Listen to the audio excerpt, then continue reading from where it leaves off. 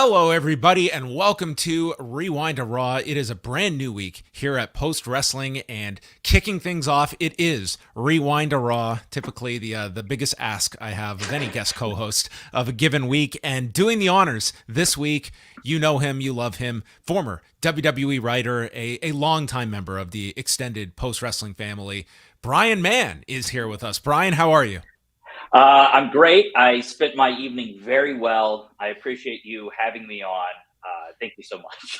Well, thank you for stepping in to do this with us because Raw is not always the easiest one, but it is coming at an interesting time, I think, in WWE's entire history. So that was part of the interest of having you on to chat about all of these recent changes, and we will see how they are playing themselves out. But I want to welcome everyone that is joining us live in the chat room. We will be getting to your feedback later on. If you want to throw in your super chats, you can do so. Just some quick notes here at the site. Coming up this week on the Post Wrestling Cafe, we have 3 G1 shows beginning on Tuesday. I will be with Bruce Lord. Then Wednesday, Mike Murray is joining me. And Sunday, Karen Peterson for a double shot of the G1 Climax reviews. We've also got MCU Later returning on Thursday night with WH Park, Rich Fan from the Pro Wrestling Torch site, and John Cena. So in full effect this week on the Post Wrestling Cafe. We also have other shows that are going to be dropping, including all of our regular ones, and you can check those out at postwrestling.com.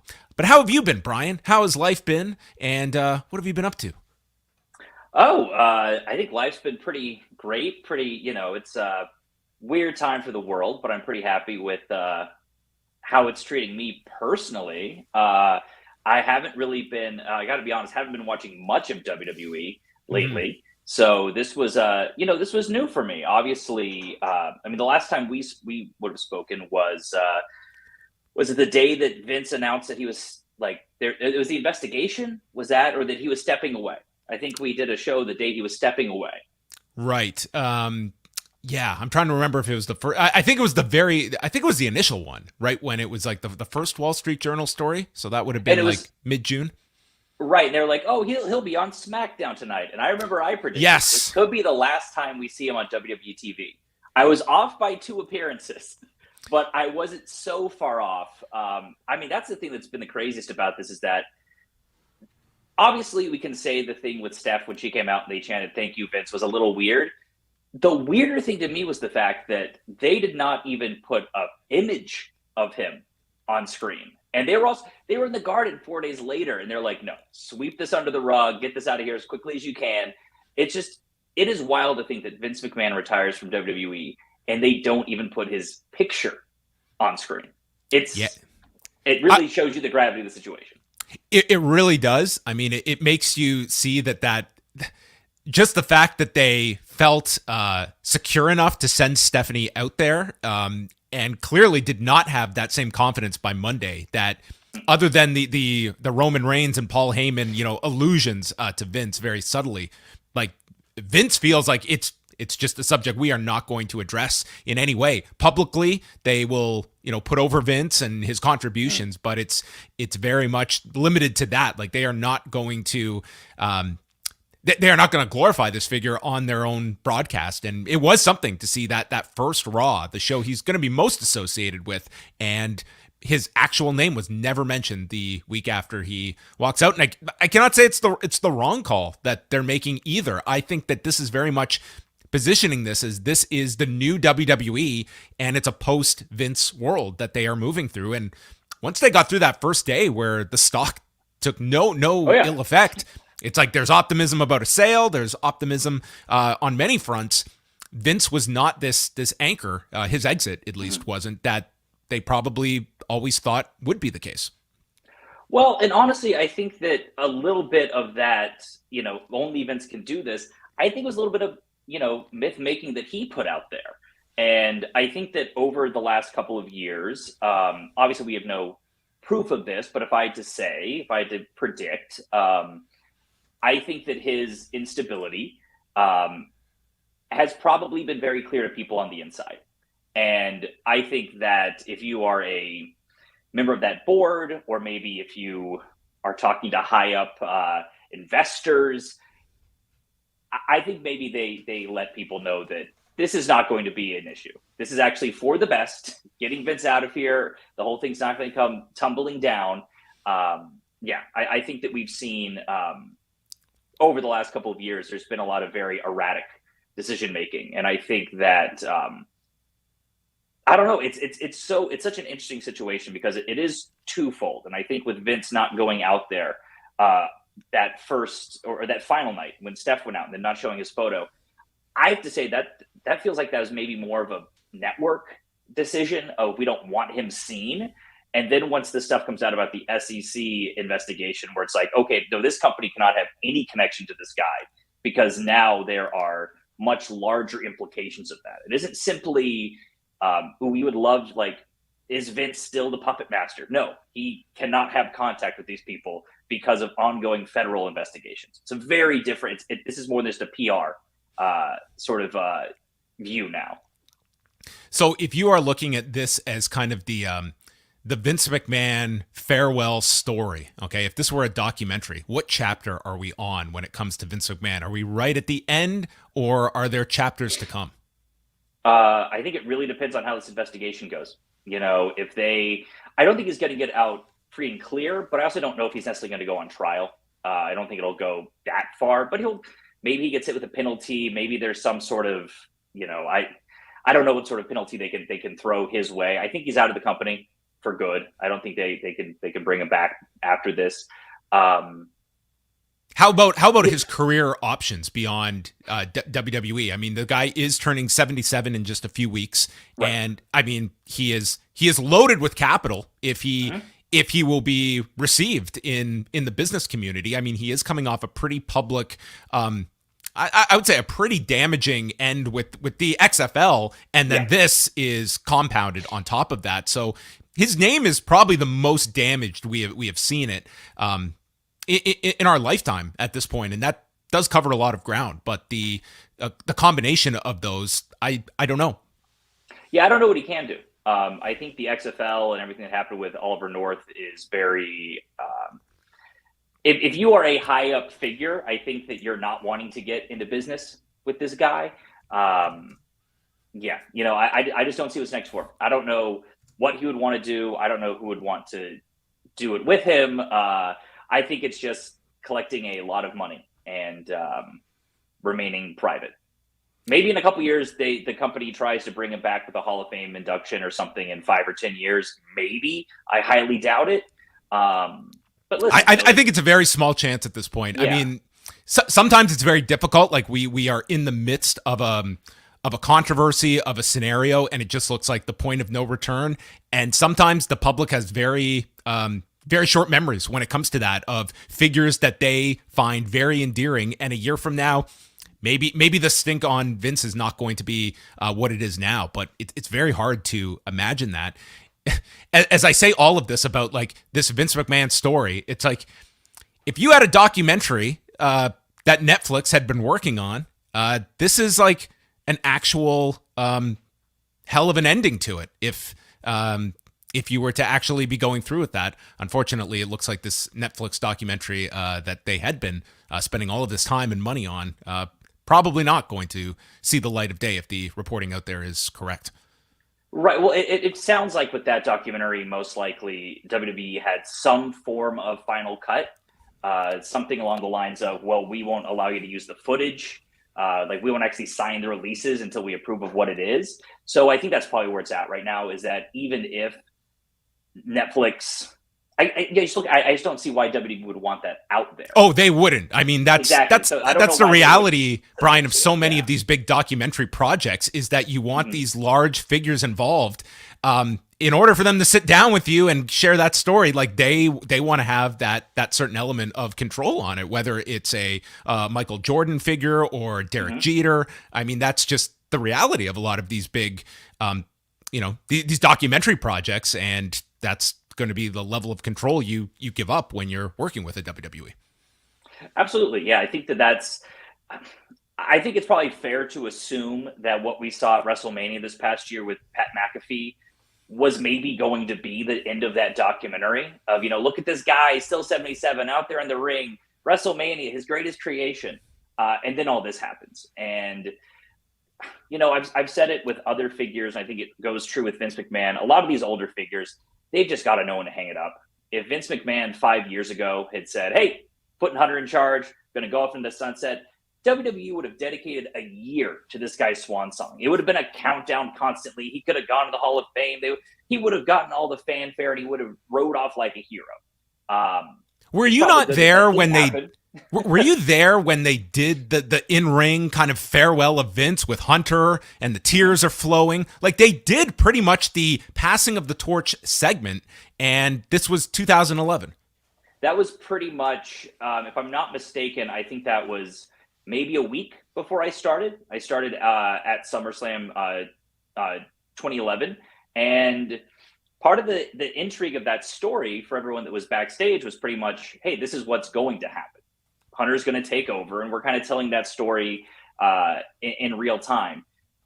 It never ended up going anywhere. Unfortunately, it sort of fell apart because Vince lost interest in it, as what happens with most stories. But yeah, that was the idea, and I kept hearing from people that were still there, like, "Yep, Hunter's taking over. Hunter's taking over next year. Oh, this is supposed to be Vince's last Mania. This is Vince's last Mania. This is Vince's last Mania." Until we saw everything that happened with him and Hunter over the last couple of years.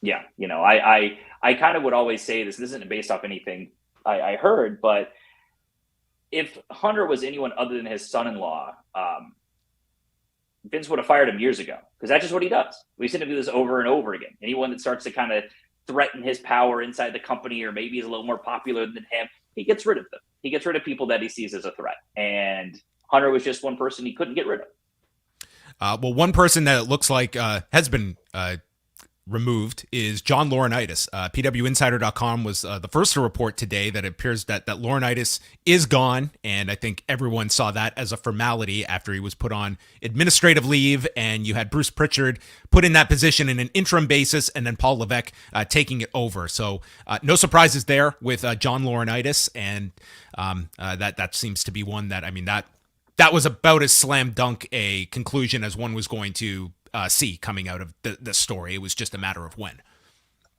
Exactly. I think if I had seen somewhere they pretty much, the corporate kind of investigation had to run its course before they could officially terminate him. So I'm assuming that maybe, at least as far as it pertains to him, it's concluded. Yeah, I mean, I don't know. I think I would just say wait until the report comes out and everything that we hear. But listen, Vince had a circle. That's kind of what you can say. Yeah, the conclusion of, like, the findings of this investigation, like, I do believe, like, this board of directors, like I do feel we're going to see, like, transparency here of, like, the findings of this investigation. I don't think this is going to be a simple one sentence press release of we have made our findings and blah blah blah. Like, I think you will get some substance, and obviously it will be like how deep it goes, because those are a lot of the interesting questions of what were the specific events that led to Vince McMahon's exit, as it was. Like, what was the pressure that he was up against? And was it him just realizing this was unwinnable, which is hard to imagine, or this was just sheerly, this was almost, it's a fascinating aspect to all of this of what led to that, because, in typical Vince McMahon's fashion, you would think, like, this guy would be the last one on the ship, no matter what the outcome is forecasting. Absolutely. I think it's the SEC situation. I think it's that investigation that the company absolutely has to cut ties with him as a publicly traded company. So there's no weathering the storm on this one. There's no, well, this will blow over. No, the longer that you stay here, the worse that it gets. So I think that really was the thing that forced it. If those investigations didn't happen, as awful as the allegations were, and as awful as what they kind of confirm about how aspects of that place were run, I don't think it was enough. I don't think it was enough to get him out. But I think that it becoming a criminal investigation with the SEC and these financial crimes, I think that's what really, there's no choice. Just a few other news stories from today before we get into the Raw review. Numbers from Friday. SmackDown, unlike Raw, didn't really get the post SummerSlam bump. They were down in viewership and the demo, but still number one on television. So nothing to sneeze at, with 2,093,000 viewers, down 4.5%, and the demo was down 5% at a 0.49. Where they really got hit was in 18 to 34, which fell 25% last week. It was one of their lowest 18 to 34 numbers, I believe, since May. Rampage, on the other hand, they were coming off that really low number the week prior, and they bounced back with a 25% increase in viewership to 468,000 viewers, fifth on cable, with a 0.15 in the demo. So they were up across the board. It was a big rebound for them the last week. Their highest viewership since the beginning of July. Demo wasn't like through the roof or anything, but at least stopped the bleeding after last week. And then we also have the announcement from Vice TV, the confirmation that Tales from the Territories will be premiering October the 4th with the team that did Dark Side of the Ring, Jason Eisner and Evan Husney, as well as Seven Bucks Productions, led by Dwayne Johnson, who narrated the trailer that they put out. And this looks to be the shift of Dark Side of the Ring. There's been no word on Dark Side of the Ring proper resuming. Did you get to see this trailer at all, Brian? And what do you think about this concept, as there will be more wrestling content on television come this fall? I haven't seen the trailer yet. I didn't get to catch it today. But listen, this seems like a great shift. I know that there have been people at least saying that, like, hey, this is a great shift from WWE's standpoint, because they're no longer going to be doing stories that happen within WWE involving WWE's, key figures. I think that, these are all happening pre-WWE. They their hands are a little, free and clear of it. It's a way to sort of look at a different era before Vince McMahon, moved it to the arenas and whatnot. But hey, there's a lot of interesting stories there. I think that they do a great job with that show. So, curious to see what stories they tell out of it. But this new concept certainly protects the WWE IP, I would say. They could have gone Tales from the Bar back when all these promoters were running, the local saloon where they'd pack them in. Vince Sr. with Bruno headlining the local brewery down in New York City. So yes, that will be premiering on October the 4th, and Tuesday we'll get the numbers for Battle of the Belts and the whole A&E block. Have you caught any of these any of the A&E programming? I have. I've caught portions of some. I recently I didn't watch the whole thing, but I skimmed the Bellas one, and it's very interesting that apparently Bryan Danielson is a minor footnote within Brie Bella's life. They met and they fell in love, and that's all you really got to worry about. There's no other. They really know the larger influence in her life. That I found that particularly.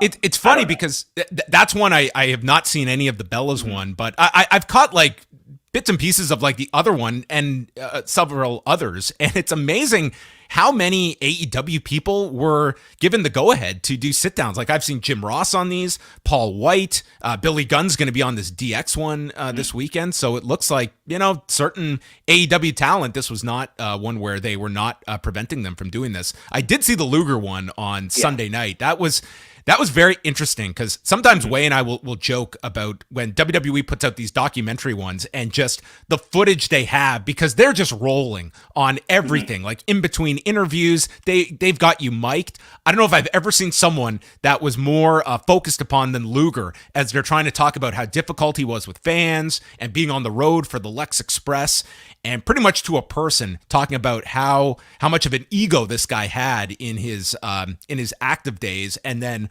all of his problems that he endured during the latter parts of his life. And at the end, kind of painting this picture of somebody that, went through a stroke and he's now in a wheelchair, and yet he seems to be his happiest now as compared to at a time when he pretty much had the world under his thumb. It's an interesting story. Like, you can look at Luger as this tragic figure, but seems to be one that, has kind of, religion is going to have a different impact on different people, and they're going to have different philosophies on it. But it seems for him that was something this guy, that is something he utilized to find peace in his life at the end.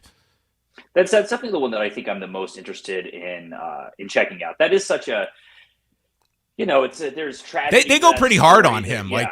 Like during the wrestling, like you just have person after person. Like you have his people that back him up, and there was overall, I think, like a positive view of Luger by those interviewed. But during his wrestling days, like, it's pretty consistent. Like, everyone is talking about, his limitations and his attitude. Like, it seemed like that was a consistent thread of everyone that's interviewed in this. Yeah, I mean, that's always what you hear about the guy. Yeah. So there you have it. All your latest news and notes you can find up at postwrestling.com. And we're going to get into tonight's edition of Raw, which I guess would be our second episode of like a full Paul Levesque episode of Raw. And before we get into like all the segments and stuff, Brian, especially as someone with kind of your background working on the show, is there anything that is jumping out to you? It's still very early days here of the changes, but are you sensing little or big changes from what you have had a chance to see? So here's what I will, I'll just maybe a thesis statement, just table setting here at the beginning. Love it. I think we've seen a lot of positivity around the change in Raw online. And I will say I watched SummerSlam and I liked most of SummerSlam. I will say, however, I think a lot of the positivity about the shift in Raw comes from people who watch Raw every week. And I think maybe have a lower standard because, John, thank you for doing this to yourself for the past decade. All of us we're able to keep in touch with this because of the anthropological study you have done over the past decade, continuing to watch this show. I have no idea what's gone on the world on Monday nights for the last 12 years. Now, that being said, I think that I think that the booking of the show is not as flat out kind of offensive as it maybe was a couple months ago, where they just clearly just had no concern or interest in like entertaining their audience. But I still think there are major, major problems with the way that they produce their television, the way they put their television out. And people can say it all day, 3 hours is hard. Yes, I think they've also gotten lazy. Go watch a 3-hour Raw from 6 or 7 years ago. Every match wasn't going multiple segments. They weren't doing the number of non-finishes that they do. They weren't just not advertising anything for the third hour. These are all things that have changed over the last couple of years. I think it'll take a lot more to fix those issues. And I think where Hunter's back is against the wall is that he spent years building his team and his roster, and most of them are gone, which has led him to, as we saw on Friday and as we saw on tonight's show, have to do some big returns that don't necessarily feel so like. I don't think they were people he'd be putting all his chips on in other. If the situation were a little different, I'll put it that way. Yeah, I would say for this show, like it seems, and again, we're pretty much basing this off of 2 weeks, and we're really going to need some time before we see like the true like philosophical ideas that Paul Levesque has, especially for your major main roster programs. Like, I don't think he's looking to just transplant what worked for NXT several years ago and put it onto Monday and Friday nights. But it does seem like there is more of a focus on putting matches together that are just better quality wrestling matches. Finishes, it's this guy is not Giant Baba in 1990 where we're going to strictly clean finishes. Like that is not happening. I did like the fact that they tried to introduce like this thread of what is going on throughout the show with if you're paying attention to the whole parking lot scenario and getting something at the end. I wouldn't call it a payoff, but there was something at the end if you did stay right until the end.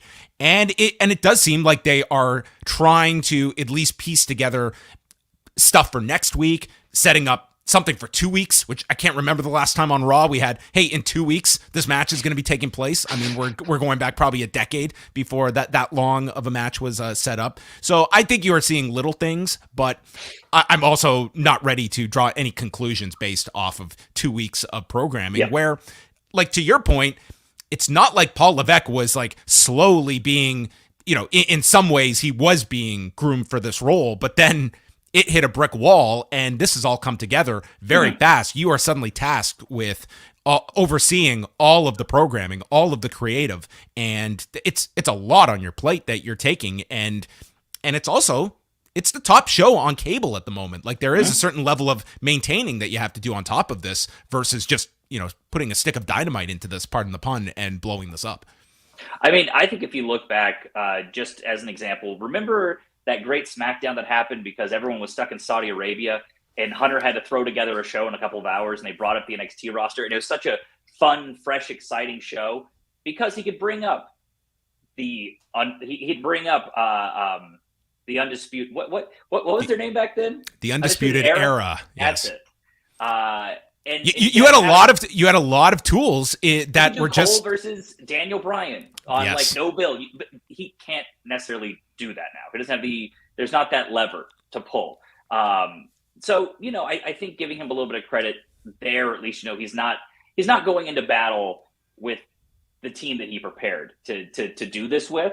But I think as we'll get in, and I think the car saga throughout the night, we'll talk about. But I think diving into this opening here, I think a lot of the larger structural issues that they're up against were very evident in the opening of this show, I would say. Well, off the top, they announced that for the women's tag title tournament, we have brackets, and they announced the following teams. A number of these just people being thrown together, but this is the outline we have. We have Tamina and Dana Brooke, who would take on Io Sky and Dakota Kai later tonight. Alexa Bliss and Asuka against Nikki Ash and Doudrop. And then on the right side of the bracket, Raquel Rodriguez and Aaliyah against Xia Li and Shotzi. And then Natalya and Sonya Deville against NXT's Nikita Lyons and Zoe Stark. So that will be interesting if those signal call-ups for those two. For Nikita Lyons, she had experience before the tryouts last year, but she was just signed after those Vegas tryouts last summer. So, very new to the WWE system. And Zoe Stark is someone that has had a lot more experience. But we'll see if these are call-ups or they're part of the tournament and still considered NXT. But nonetheless, we at least got brackets here. Yeah, I wouldn't be surprised if that match happens on NXT as a way to sort of say, hey, watch NXT this week. There has ramifications for the main roster.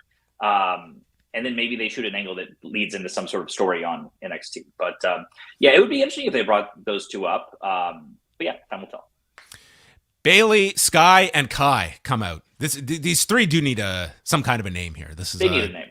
Yeah, it's a mouthful, as Bayley would get to later here. Very, very confusing, some of these names here. And Bayley says she's here to salvage this uninspired division, and she knows that people don't care about watching Becky play dress up every week or cheering for Bianca Belair. Belair would be nothing without Bayley, and they are bringing back the hunger. And this was one of those like WWE setups to a term where I hope to God the team name is not going to be called the Hunger. Listen, they've had worse names in this. They really emphasized here. They'll probably somehow, but how will they spell it? That's always the big question. Oh, yeah. WWE. Two U's. Two U's, no E. Bayley calls the fans sheep. They're idiots. Io Sky is a lethal weapon and then refers to Dakota Sky, but she catches herself. She says, I know I said her name wrong, and just played with it and had fun with it. And then Kai goes to take over when Alexa Bliss and Asuka come out with Bianca Belair. Bliss just says, you're not winning the tournament because you're going to have to face us. Belair's not done with Io Sky yet, and it leads to Bayley suggesting that the only conclusion to this conflict is for us to have a 6-woman tag in 4 weeks' time at Clash at the Castle in Wales.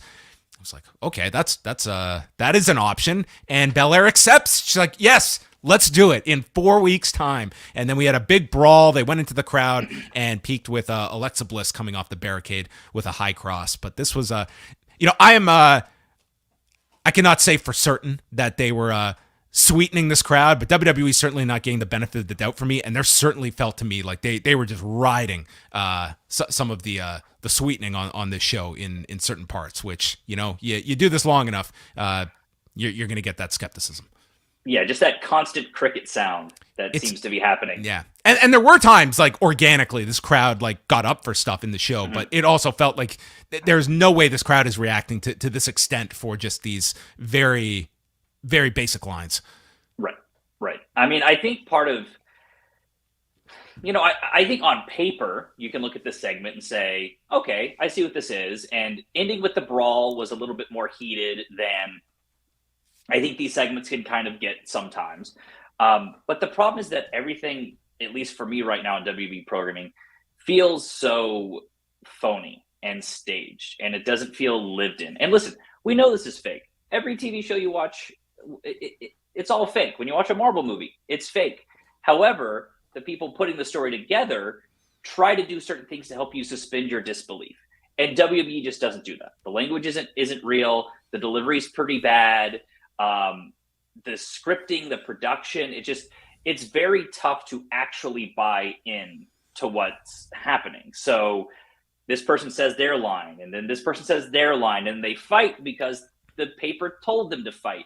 And for many of them, Brian, this is the system that they only know. Right. So it's not something like of just coming in and snapping our fingers to here's a new playbook. It's like for many of these people, this is the only playbook we've known, and it's been labeled the gospel in this company. Absolutely. And you take someone like, Bianca Belair.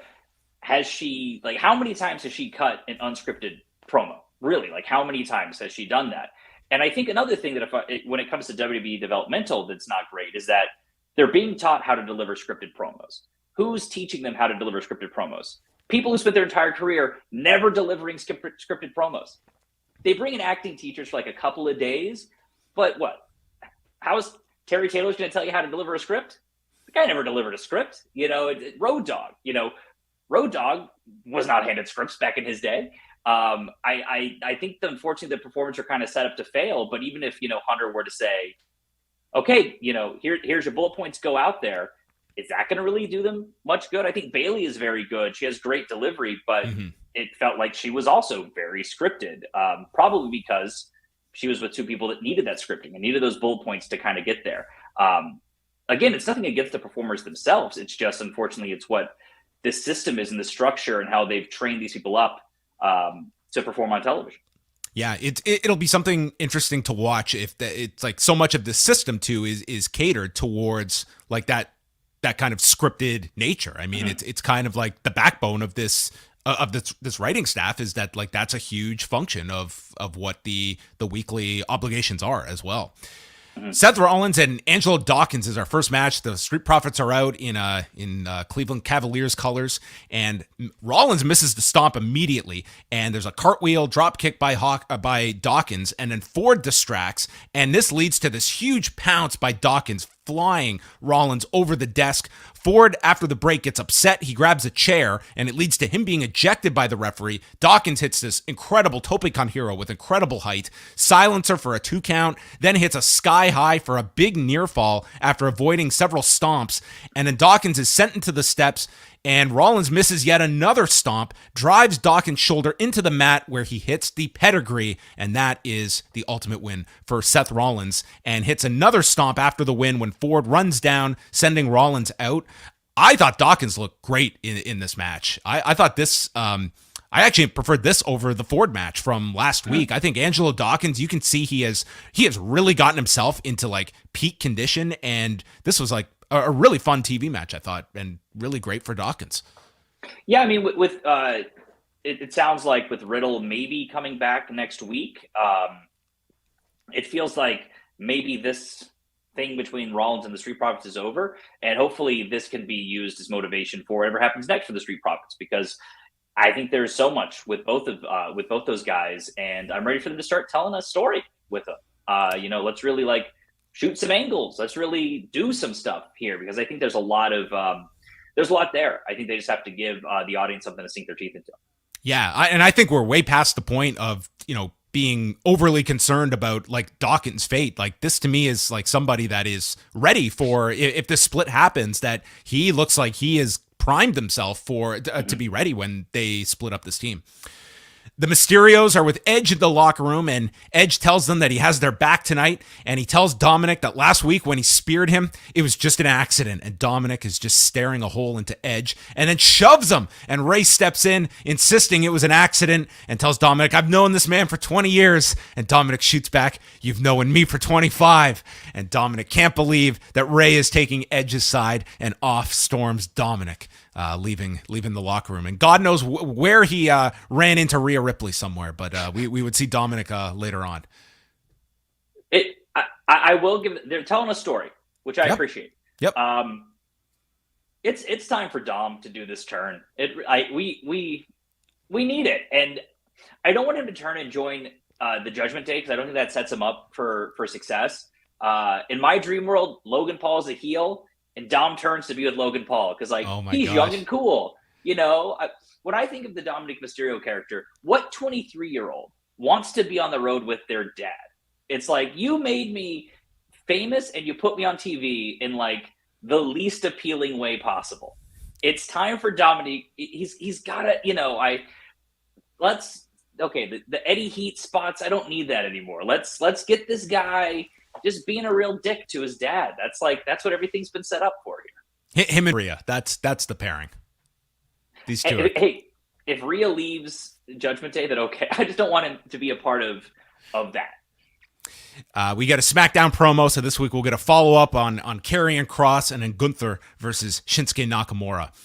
Kevin Patrick is with The Miz and Ciampa explains that Harley Race believed in him, mentions how he died almost 3 years ago to the day in August of 2019, and he is dedicating his match to Harley Race tonight, and he shows off one of Harley's old robes, and this will be his moment with Race looking down on him and Miz in his corner. Lashley will feel his sacrifice, and he's already lost. So they have already made this feel like the most important United States title match in years.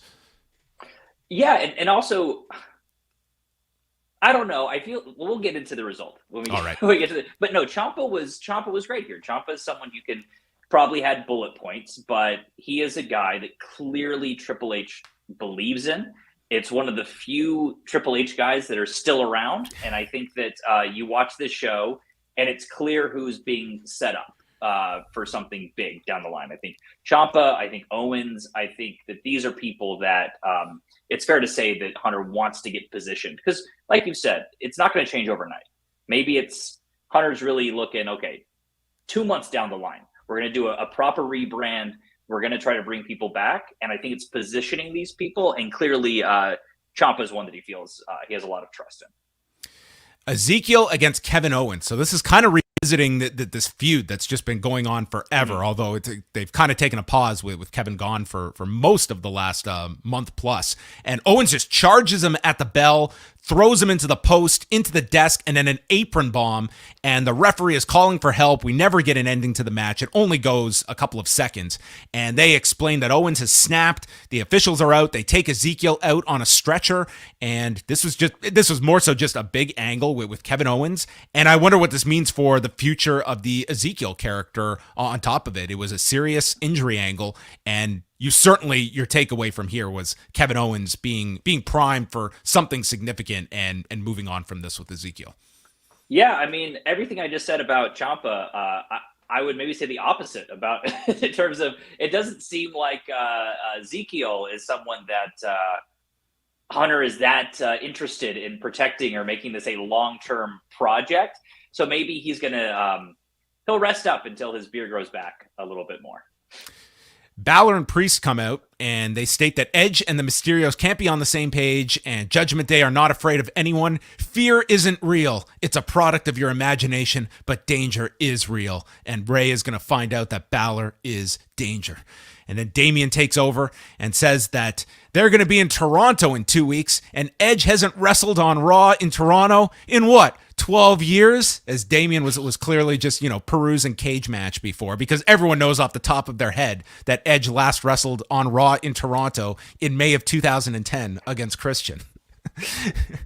This is an unbelievable stat that they brought up, but he makes the challenge to Edge for 2 weeks' time in Toronto so that Edge, who started Judgment Day, will now be ended by the group. So that will be coming up in 2 weeks' time. And Rey's in the back. Edge says that, with Dominic, he's gone off. They don't know where Dominic is, and he offers to help out Rey, but Rey knows that his son is going to come through in the clutch. He's got this. So Finn Balor against Rey Mysterio, but no Dominic to be found at the beginning. And Rey hits a series of seated sentons, and then Balor takes over, and he does the Three Amigos and the Eddie Shuffle. I am with you, Brian. Like I think like these Eddie spots have just become the go-to in like every company as well. Like it has become just like a trademark spot for so many at this point.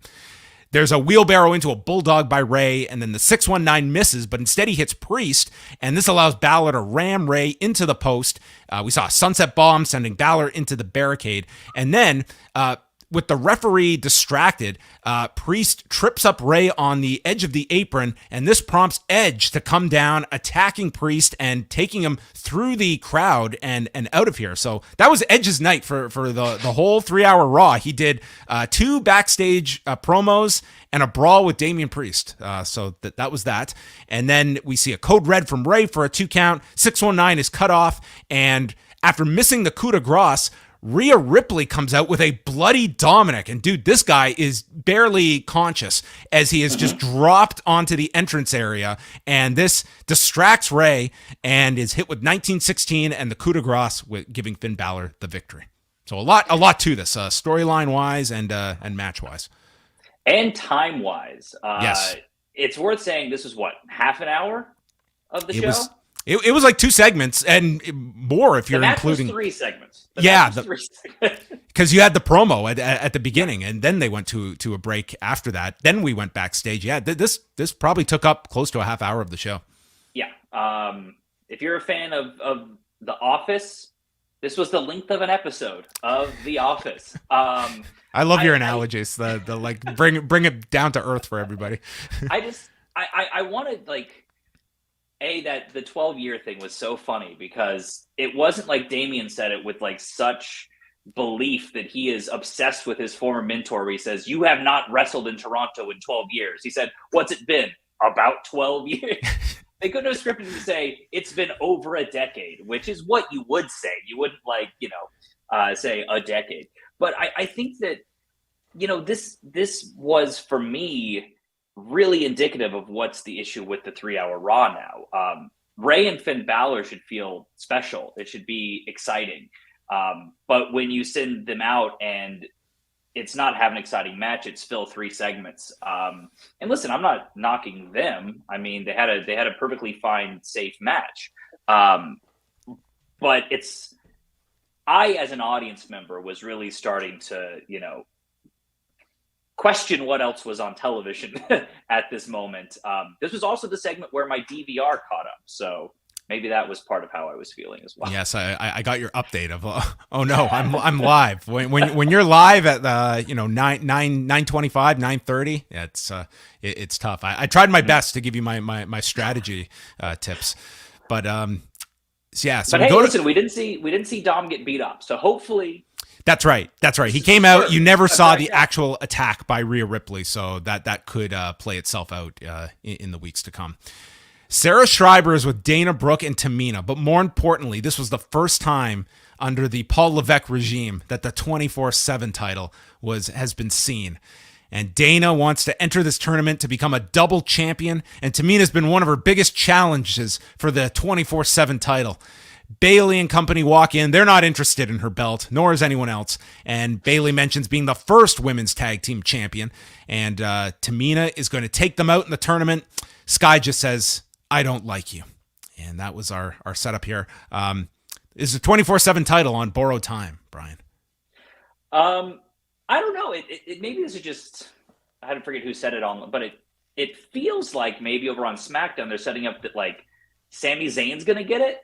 So that he like feels like he fits in with the bloodline. That's sort of he was like told he's got to start pulling his weight now because they've got all these championships. I guess that could be a way, That just feels like the natural extension of that. Otherwise, I think there's a lot of fun things you could do with that belt. I think I don't know. I think the time has passed for it. Probably it's probably a time to retire. I don't know if it's a salvageable belt at this point, but more so interesting the fact that. If it was at least brought here, it's not just being completely forgotten about. You've also got that SmackDown coming up in a couple of weeks in Montreal, so you certainly could do something with Sami Zayn on that episode in a few weeks. As you have, Owens is going to be pretty popular on that Toronto show as well, alongside Edge with his first match on Raw in Toronto in 12 years. In 12 years. Yes. Io Sky and Dakota Kai against Dana Brooke and Tamina. So this is our lone tournament match that we had on the show. So this could be a very long, drawn-out tournament if we're going at the rate of one match per week. But I guess, with SmackDown in there, we will get through these. The funny part is you would think, like, we're a month out from this Clash at the Castle, that the finals... You think the finals would be there. Yeah, I don't know if I was these participants that I would commit myself to, let's do a 6-woman tag that night. But we will see when these finals take place. Dana hit a big high cross to the floor onto both women, but when we come back, they've got the heat on Dana. Chance of Bayley sucks from the crowd, and then Tamina gets the tag, super kick and Samoan drop onto Io Sky, and Dana goes for a handspring elbow on the floor, but Bayley pulls Dakota Kai out of the way, so Dana just crashes into the barricade. Kai makes the blind tag that Tamina doesn't see, and Tamina is... when she sets up for this Superfly splash, she is doing it like it is the scariest thing on earth. It's like this woman's afraid of heights as she's like getting her balance. And then she came off in like slow motion as Sky was getting her feet up here to avoid the splash. Kai hits the running boot, setting up Sky to hit the top rope moonsault and pins Tamina. So Io Sky and Dakota Kai advance, and they'll face the winners of Asuka and Bliss against Nikki Ash and Doudrop. That will happen next week. I wonder what will happen. Who knows? Will they? I think it looks good for Asuka and Bliss. That would be my guess here. Yeah. Will it be two heel teams against each other? The team they're currently feuding with. Who knows? Yes. Average match. I don't think it was like blow away or anything like that. It started off the tournament. It was a match. I don't think necessarily the best opponents to showcase Io Sky and Dakota Kai, but then we go to the back, and this was an interesting segment. So Kevin Patrick catches up with Kevin Owens as he is leaving the arena, and Owens is threatening Patrick if he ever comes up to him like this again. He knows exactly who he is, and he knows that there are more eyes on this show lately, and it's time to remind people that this is still the Kevin Owens show. So Kevin Owens citing Showbuzz Daily as the reason for Ezekiel's demise earlier tonight, and also going in the first hour where he knew that viewership would be high. But the more important thing is that in the background here, we've got this car crash. This car has driven into a pillar, and you see Nikki Ash and Doudrop standing outside of the car, and this is where your attention is completely divided during this segment. But something that was, I think it was at the very least, people were interested in what was going on here, and a reason to like have some kind of a thread through the show, which this represented. Yeah, quite the thread and quite the payoff that we'll get to. We will get there. End. But it's just this weird.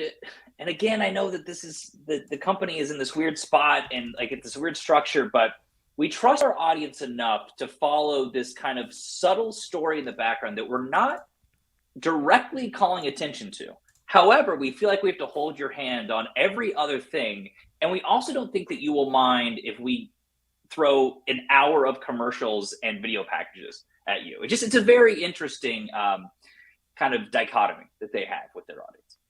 How would you have like wanted to handle this? Like, should the announcers have been like calling this out? Like what's kind of the role in your philosophy of like the broadcasters of like what we're seeing? Should the broadcasters be up to speed and reflecting what we're thinking? It's tough because I think that, and this is going to kind of jump a little bit ahead to what the next segment is, where the show almost WWE they over explain everything and they call attention to everything and they hammer every single point home, that when they don't bring attention to something that is so obvious, it just feels off. There's a moment later where some police officers run through the back of a scene and two characters look at them and the camera doesn't pan over to where the cops are running to. What a cameraman would naturally, like, if you have two things to stare at, AJ Styles casually walking through a frame and a group of police officers running towards an intruder, you're probably not going to focus your camera on AJ Styles. So I don't quite know what the right way to do it is. I don't know if there's a more subtle blink and you miss it kind of a thing that then spreads on social media. But when there's a minute-long clip and there's clearly a car wreck in the background that no one talks about, I don't know. I think it's just the WWE logic at play. Yeah, I just think, like, to your point about like so much where it's like you are hit over the head with every detail, that I'll take subtlety when they're going to offer it. And this was one case of where, you do need to be engaged here and paying attention to something that's going on in the background, that, it's kind of incumbent on you to be noticing something like that. So I thought it was like something different for a show that quite often it's like they are screaming every last detail at you, that, this to me was a case of like something that, you had to actively follow along with. So I didn't mind it, how it was presented. Dominic is being checked on by the trainer as Ray is standing by, and that takes us to the United States title match between Bobby Lashley and Ciampa, with Ciampa coming out wearing Harley Race's robe along with The Miz. And the match begins where Miz distracts, but Lashley then catches Ciampa behind him. Ciampa landed an inverted DDT, popping off of Lashley's shoulders. They're trading big strikes. Lashley lands the spear, but then Miz puts Ciampa's foot onto the bottom rope. This prompts AJ Styles to jump the barricade and runs off the Miz through the crowd. Ciampa then rips off the turnbuckle, and this would set up a series of, well, at least one big false finish, because AJ and Miz would return right as Lashley is getting set for the Hurt Lock, and this distracts Lashley, but they explain that they never touched either of the participants, so therefore the match continues, and Ciampa has enough time to ram Lashley into the exposed buckle, follows with a big near strike, and he's on top of Lashley for the near fall that the crowd bites on. There's a fairy tale ending that gets countered, and Ciampa applies the Gargano escape, with Corey Graves yelling, "There is no escape for the Almighty," which led to Lashley immediately escaping the inescapable Gargano escape. He catches Lashley with Willow's Bell, another big near fall, and then a big slam by Lashley, applies the Hurt Lock, crowd goes nuts, and Ciampa taps out. I thought this was a terrific match. I thought these two just did a fantastic job here. There's obviously more of an emphasis on doing some of these big false finishes, even kicking out of guys' finishers. That was certainly not a staple on television. That seems to be a lot more liberal use of. But man, this crowd really got into this match, and this was by leaps and bounds Ciampa's biggest performance on the main roster. And I would say, better than some of his like final NXT stuff that he was involved in. So I thought this delivered in a big way. I agree. I mean, I think they also did a great job of, in a pretty short amount of time, just 1 week, making this feel kind of important. It's very rare that you ever hear people kind of talking about a Raw match a couple of days in advance, or even the day of.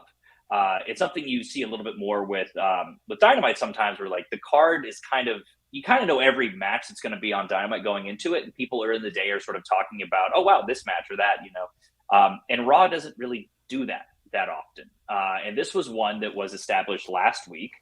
They're bringing up the Harley Race stuff. They did the video packages, and I think people were legitimately interested. Plus, there's all the stories of Hunter's really high on Ciampa, so it's like how could this go? And not just that, but as we saw in the match, I think the two of them were actually really well matched opponents. So definitely a step in the right direction. Again, it's not going to change overnight, but I think more of this would certainly be welcome. Just even, hey, set up, why should I tune back in next week? What happened this week that's going to make me want to watch next week? It's a step in the right direction. So I would definitely give this segment a thumbs up. Yeah, I thought this was one of the best things on the show for all the reasons you listed, of just making this feel important and, just tying in this to me is maybe the widest gap, because 2 months ago, this is, if Ciampa is even put in a spot like this, like being promoted for a week for a title match, I don't even think that would have been the case. It's a throwaway match where the outcome is signed, sealed, and delivered, and no one is believing in Ciampa. There's no Harley Race in the build up to this. There's no big focus on the US title. It's just a win for Bobby Lashley. And instead, like, they gave this story of what Ciampa's fighting for, which I think is always great for a match where it's like you're kind of, forcing your audience to have an investment on either side to win the match. Like, there's something that each side is fighting for here, the guy's title and this other guy's mentor, dedicating the match to him. So I just think sometimes adding like stakes that are involved that an audience can comprehend, it just gives, substance to your match and caring about the winner. And I think this was 1000% would not have been the case a couple of weeks ago for a U.S. title match. Exactly. And the win meant something. I think WWE is a lot of times so caught up in wanting to protect people. It's a combination of wanting to protect people, wanting to present who they think is star versus star. And you just get these matches where there's no finish at all, or, the Balor, Ray match earlier, there was a distraction. So the win doesn't, the guy, he cheated. So it is what it is. This was a great match between two people that were really out there to try.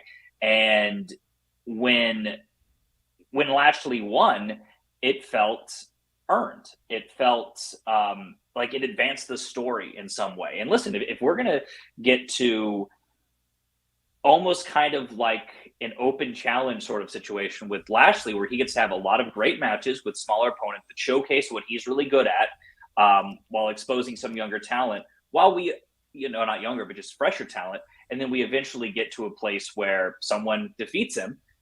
Great. I think that's a lot of fun. And I think seeing him in those kind of showcase matches is a joy to watch if you're continually building up fresh challengers that can showcase, kind of different sides of his strengths. We came back and we have a shot of the Cleveland skyline as Jimmy Smith notes that this city has produced some great fighters.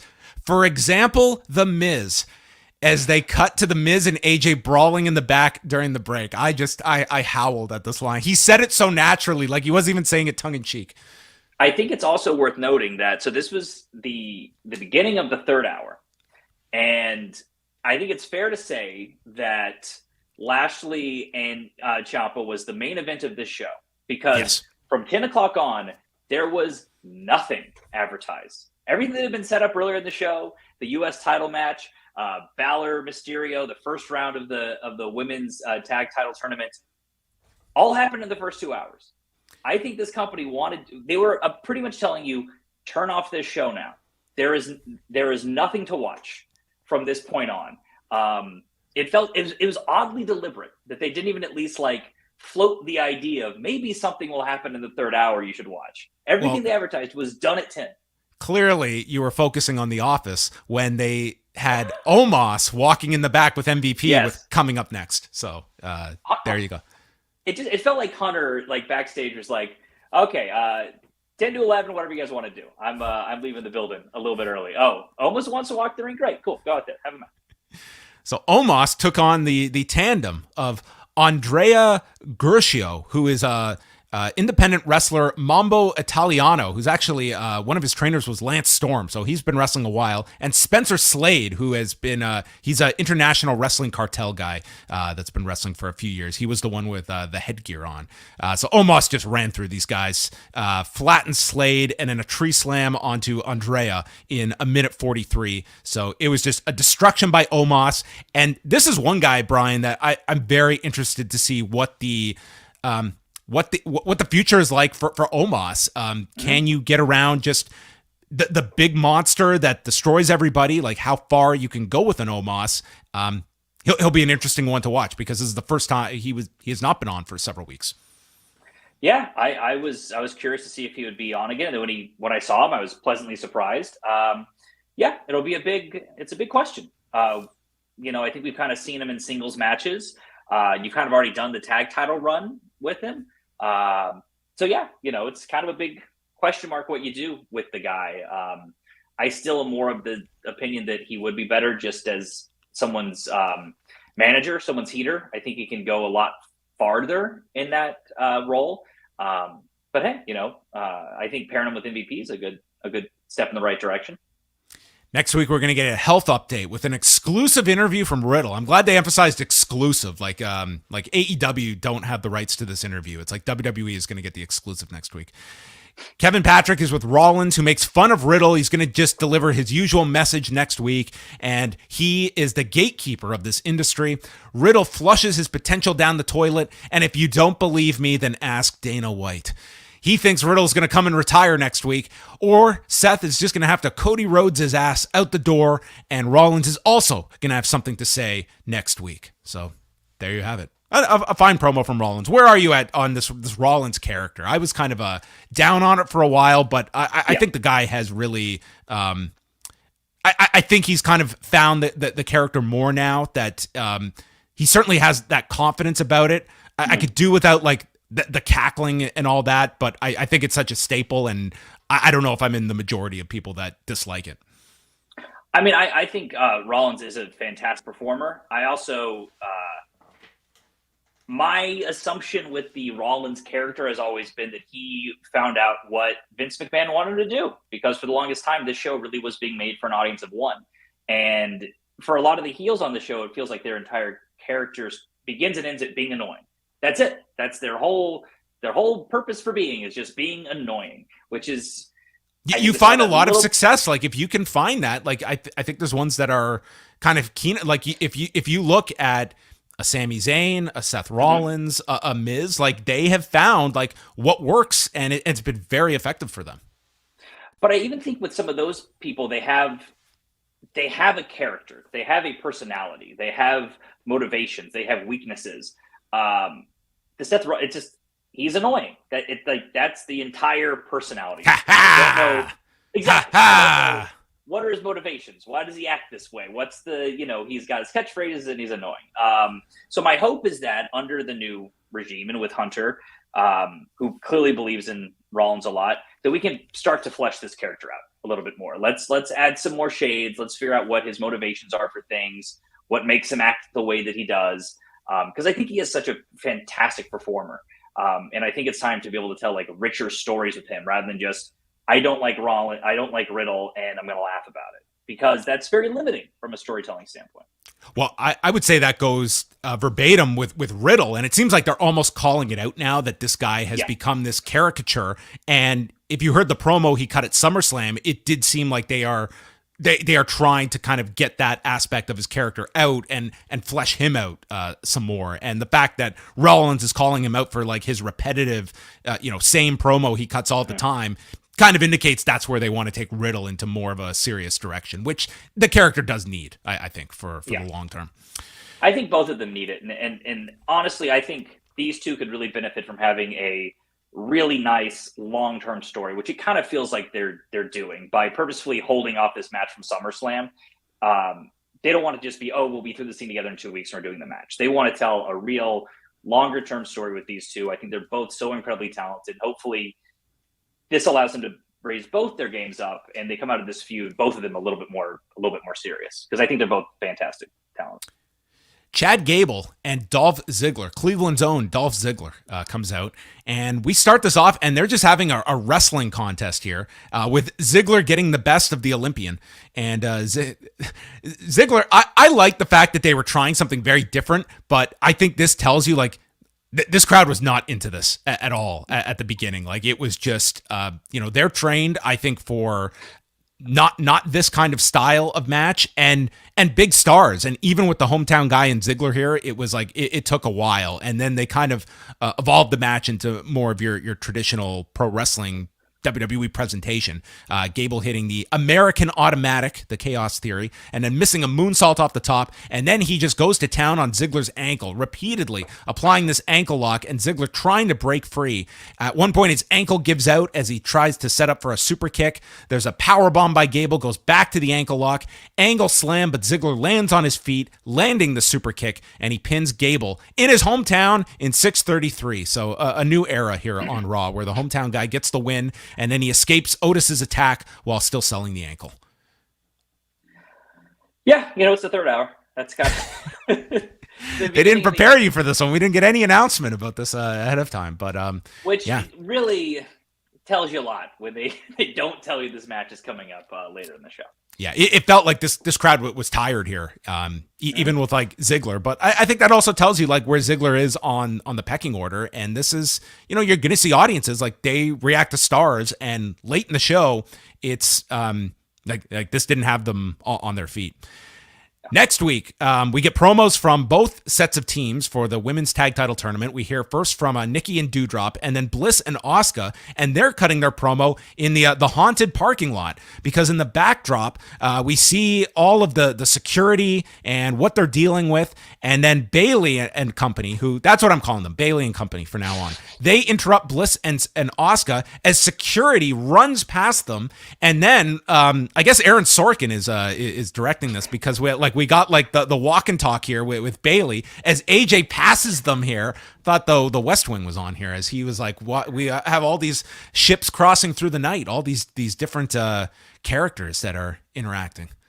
I appreciate it. You go back and you watch some Raws from 20 years ago. There's some intricate camera blocking happening backstage. I'm glad that's back. Get rid of the standing in front of a curtain and a TV with the Raw logo on it. Give me more of this. Give me a lot of people backstage interacting. I like the fact that we just segued from one thing to the other. You've got the parking lot thing going on. Instead of AJ just doing the usual like walk, it's, he passes by as coworkers would that work in the same area, and then it's teeing up the match. So our main event is AJ and The Miz in a no DQ match, with Miz wrestling in his "My Balls Are Massive" shirt that I am still awaiting to see a fan wearing one of these. Listen, maybe this is Hunter. He wants to at least give some respect to Vince. Let's not completely wash him away. Let's keep some of the ball stuff. This might have been one of his last T-shirt ideas. AJ, he is running to the steps. He brings out a table, but Miz stops him, puts the table back. The crowd is sad. And then Styles brings Miz onto the announcer's desk. Miz tosses him off of the desk over the barricade, landing on the floor. That looked like a fun landing. And then Miz starts using a kendo stick, and AJ takes control of the kendo stick. He lands a phenomenal forearm on Miz, but all of a sudden Ciampa, who's just come out of nowhere, yanks the referee out. Styles goes for a Styles clash on Ciampa, but then he eyes the table on the floor, and it leads to Ciampa being sent off the apron through the table. And then the phenomenal forearm is stopped when Miz blasts a chair at AJ into a skull-crushing finale, and Miz gets a 2 count. So a very big near fall here, and a kick out from the guy's finisher. Miz uses the kendo stick on AJ's leg, and then Miz gets knocked into a chair in the corner, setting up the Styles clash, and AJ wins in 12 minutes and 34 seconds. But then AJ, it's like 10:56. And this AJ must have like stood through the longest 4 minutes of his career. He's standing there, and he's got to like subtly be concerned of this intruder that is in the audience who got to the front row. And there you see security removing Dexter Lumis, and he is taken away. And the announcers have to like semi-react to this without like, "Oh my God, is that Dexter Lumis?" It's, "Oh, what's going on?" Like that very awkward, like, "Oh, it's a shoot," kind of reaction. And so Dexter Lumis is taken out. We've still got like 2 minutes left. Yeah. And dude, AJ is just in the ring forever. Like you're waiting for someone to attack him. And then finally, like mercifully, this goes off the air. But AJ is just there forever in this ring. I don't know if they ended early the match, because this just felt like time stood still for the time the bell rang and then the show going off the air. Yeah, it's first of all, I don't know if you could have an anti-pop, but I feel like that's what happened with Dexter Lumis. Like clearly, like they want you to have your focus on that area of the screen. Again, this is where I think WWE struggles with subtlety, because they can't really like do actual subtlety. Because I think if you're doing that here, it would be, well, if this were real, they wouldn't even put the camera on them. AJ wouldn't stop mid-ring and stare at what's happening in the crowd. So maybe it'd be better if they just like didn't show that and it was just on social media. I don't know. But then when Dexter Lumis like comes up and you see his hair and they announce, "Is that Dexter Lumis?" No reaction from this crowd whatsoever. And you probably had a crowd that was like thinking, we've had these recent like returns and stuff like that. I'm sure many in Cleveland were thinking like Johnny Gargano, which my thinking about why everything was kind of so subtle throughout the evening, why you wouldn't do the more WWE thing of like halfway through an interview, you hear a loud crash and the camera runs over and, oh my goodness, there's this car crash, and you're kind of building up what's going on here tonight and building up the pandemonium, is I think a lot of people would assume it was Johnny Gargano. I was even expecting it maybe with everything with Ciampa going on, on the show. It's tough. I question this booking and bringing in Lumis. I just don't. Do you think it gets into? Do you think it gets into the trap at all? And I do feel like for a time, like AEW kind of got into this. Like it's an easy pop to like bring in someone new. And I think at the moment you're kind of training your audience, like tune into the show. You're probably going to get one of these returns. I don't know if Dexter Lumis would have been very high on my list, but we'll reserve judgment to see what they have planned for the guy, because it's a tough character, I think, but maybe they have this grand idea for him, but it almost does feel, it just feels like this is kind of a pattern that they're getting themselves into. And I don't know how deep you go of bringing people back, because a lot of them, like the quality ones, are not at your disposal. Well, and I think that when it comes to AEW, I think a lot of people are questioning why is Tony Khan signing so many of these people, and I think that now we're really starting to see that really benefiting them, in that there's a lot of people that they signed that I'm sure Hunter would love to come back, that signed there and signed deals because Vince McMahon can be around for another decade. It's better for me to go, elsewhere. That, again, I do question. I mean, I think the lack of a massive response to Dexter Lumis, who was, he was a mid-card pushed kind of comedy character there at the end of NXT, really never showed up on NXT 2.0 at all. They had, like, if I'm not mistaken, they had the big wedding. He came back for that, yeah. And then that was the premiere of NXT 2.0, and then they never brought that back. Right. Pretty much wrapping up that story. And then he was never part of NXT 2.0 from that point on. And then you had Karrion Kross. Well, he was doing the whole it was him and Indy doing the stuff with Duke Hudson and Persha Parada, and then there was the releases happened and they were just gone. So he was there for a little bit, yeah. And then you saw on SmackDown with Karrion Kross where he didn't necessarily get a massive reaction either. And that's not necessarily me knocking them as talents or knocking the audience for not knowing who they are, but they were never really portrayed as stars on the main roster. Dexter Lumis was never even on the main roster, and we all know what happened with Karrion Kross with the way they handled him for a couple of weeks. So I would question bringing these talents in this way, that you're expecting there to be like a big shockwave or a big, oh my goodness, I got to learn what happens next. Not saying that you can't bring them back. I just question bringing them back in this way, as though there's such big names that it will be a shocking return for everybody. Those two, like Kross and Lumis, these are ones that I feel it's going to be incumbent on your booking of them, that we look back and it's like, what a great pickup this was coming back. And this guy had a vision for these two that have played itself out, versus being, if you put a Bray Wyatt on, place is going to go nuts for that first time. But I was going over the names that were released, and like you're looking at them, and like I don't know how many are jumping off the page at you. And there's also like, this is a new vision for a lot of these characters that you do have on the show that you can play around with. Like, there is a lot of interesting parts that you have to play with already, that I don't know how much you have to go out there unless you feel the need for this surprise factor for the first couple of weeks.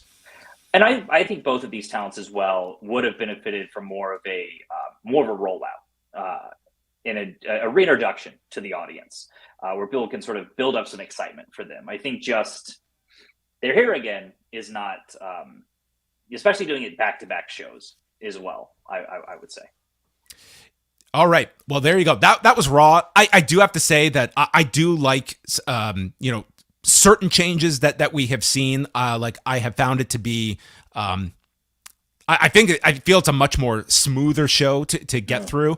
I think this was like a step down from last week's Raw, but nonetheless, the Ciampa Lashley thing I think was excellent. I think the overall quality of wrestling, I think it's undeniable, has increased in this very short sample size we have, and that does make a difference for a show. But as you point out, like I think the 3 hours, it's the 3 hours, and you might have all the great ideas in the world. I think it's really tough to on any consistent basis, hit a 3-hour show that is just going to be perfectly digested and you're coming out of it wanting more. I mean, I do think it's possible. I think it's possible to do a good 3-hour show. I think the problem is that I think they've kind of slid in some bad habits over the 10 years of doing a 3-hour show. It's going to take a long time to sort of reverse that and fix that. But I will say everything that Hunter's done, I think they're all steps in the right direction. I don't think there's anything where I look at it and I go, oh man, it was better a month ago. I think that they are moving in the right direction, and a lot of the stuff will just take time. You can't have long-term storylines overnight. It takes a long term. That's how it happens. And I think they're stepping in the right direction. So, I think that they are, it's not a guarantee they'll kind of fix all their issues, but I think that they're in a position to do so. And even though I, obviously was kind of critical and I have my feelings about the way they currently produce their TV, I am still kind of giving them the benefit of the doubt and not necessarily just assuming the worst this thing they set up this week, they won't follow up on it next week. Or, in a week, maybe they just decide not to do this tag title tournament, or maybe Edge doesn't end up having that match. I think they at least are gaining that trust back. Right. It's a great point that I feel just if, like, let's say they've got things mapped out through Survivor Series, okay, and they know where they're going for the September pay-per-view, the October pay-per-view, and November. Just like 3 months of here are some of our key A, B, and C storylines, and just the fact that you would have someone committed to getting to that November like peak point, and you're not going to just disrupt things 1 week or just out of the blue. I think inherently your show is going to benefit from that consistency and just working backwards. This doesn't have to be you're planning things a year out, but just on a short term, and you stay committed and you have that kind of buy-in from your audience that, hey, you announce something, you're going to see it. I just think inevitably the show is going to be better received when you have week to week consistency and you know where you're going and can go backwards. Mm-hmm. Oh, and the best form of advertisement that any sort of show or media or album or any sort of piece of entertainment can have is positive word of mouth and recommendation from a trusted source. So I think that the more that people give the show a chance, and the more that I think friends of theirs tell them, hey, it is actually getting better. And maybe even the more that, some like Sports Illustrated or ESPN or something writes an article in a couple months of, hey, Raw's turning a page and here are the fresh new stars you should tune in and watch. A lot of these are going to be gradual. They're going to take time. And I am excited to see where they get. And I wouldn't be surprised if in a couple months we see a big, flashy, almost like rebrand around the draft of then kind of making the announcement of, hey, now's the time for the new WWE. All right, we do have one super chat here requesting reboot, keep it 2000. Yes, a very well remembered series with the great Nate Milton and Brian Mann. We have a few pieces of feedback from the forum, so we'll quickly go through those. And Denise here from Georgia. Hunter loves his video packages. I know changes will come steadily, but the opening 20-minute monologues must go. They should have started with the tag tournament. Rehabbing Kevin Owens into a serious character is the right call. Rhea Ripley abusing Dominic is something I never knew I needed in my life until now. It should happen every week. Dexter Lumis is back, and the black and gold invasion continues. This new era of WWE has been competent so far. Take care, good people. We have Hernus from New York City. NXT Owens is back. DIY is coming back. Sometimes when you're looking for a submission, you have to do it yourself, said Corey Graves as Ciampa used the Gargano escape. The winners of this tournament, Sky and Kai, do you see them facing Sasha and Naomi to unify the titles? Do you think that is the big payoff to this tournament, is the return of Sasha and Naomi at the end of the tournament? It's certainly one way to go. Yeah, it's one way to go. I mean, I don't know if I necessarily would go that way. I think that there's better things for Naomi and Sasha to both be doing if they do come back that isn't necessarily being in this team. It sort of felt like, I don't know. It's not the placement I would put them both in personally. You could do it.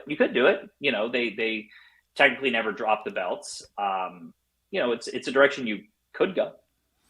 Muggin writes, Raw has gone 2 for 2. The ongoing mystery throughout the night kept me hooked, and it paid off well with the return of Dexter Lumis. The in-ring action was strong, with Ciampa Lashley being the match of the night. Bayley's new group continues to flourish, and I'd bet Tegan Nox will fill in for the 6-woman tag in Cardiff if either Asuka or Alexa will be removed in storyline. I also liked how they're booking matches in advance instead of doing the week-to-week planning. Overall, the Triple H regime continues with another solid outing.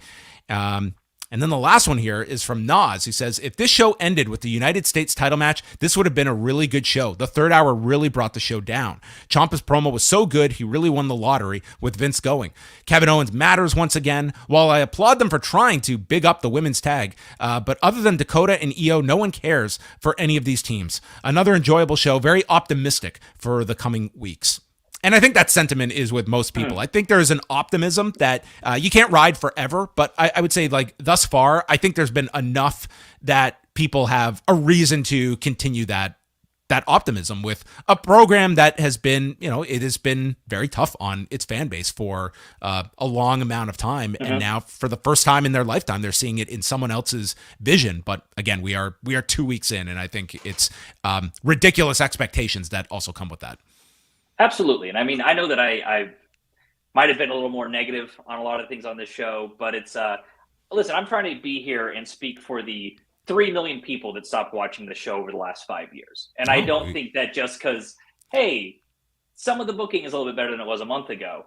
I still think there are large issues that, we talked about that I think are worth bringing up and are the reasons why so many of those people stopped watching. So yes, they are making progress. There are clear incremental changes that are happening. I don't know. We'll see. I think they're in a position to fix those issues. It's just a shame that Hunter, who clearly had spent many years preparing for this moment, doesn't necessarily do it. He doesn't get to do it under the conditions that he had been, preparing for. Well, that is going to wrap things up here on Rewind to Raw, but I want to thank you, Brian, for stepping in to join me. It's always great to catch up with you, and for those who want to catch more of your thoughts, your opinions that are out there, and whatever else you want to mention. What is going on in the world of Brian Mann? I mean, no one wants my opinions. That's why I don't really tweet about wrestling or any of this stuff Brian, that much anymore. But we came to you. We got to hear from Brian. Oh, well, I appreciate that. Check out, if you want wrestling stuff from me, Outside Interference, the YouTube channel that I have. Go check that out there. We've got Better Than You, the CM Punk MJF video I did is about to cross 1.5 million views. So wow. Go help put that over the hump. And if everything goes according to plan, there'll be another video by before the end of the year. And I'm hoping there's some other cool stuff I can announce. But that's all I can say right now. Ooh, I like it. Very, very subtle, very subtle. I think one time when we had Brian on, he did drop like a little teaser in the background, much like Raw was taking from today. So you always got to be looking on in the background as well. But yes, Brian and his group. I'll say this: there's no hints in the. No car that's about to go through the wall behind you or anything like that.